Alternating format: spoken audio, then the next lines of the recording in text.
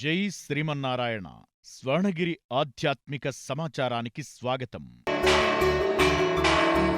స్వర్ణగిరి శ్రీ వెంకటేశ్వర స్వామివారికి ప్రాతకాలంలో సుప్రభాత సేవను నిర్వహించారు. 33 కోట్ల దేవతలు కొలువుదేరినట్టి గోపృష్ఠ దర్శనాన్ని చేయించారు. శ్రీవారి నిత్యారాధన నిమిత్తం సువర్ణబిందె తీర్థమును బంగారపు బావి నుంచి తీసుకుని వచ్చారు. శ్రీ వెంకటేశ్వర స్వామివారికి మృదంగ మంగళధ్వనుల మధ్య తోమాల సేవను నిర్వహించారు. స్వర్ణగిరి శ్రీ వెంకటేశ్వర స్వామివారికి 1000 నామాలను స్తుతిస్తూ సహస్రనామార్చన నిర్వహించారు. లోక కళ్యాణం కోసం శ్రీ సుదర్శన నారసింహ హవనం నిర్వహించారు.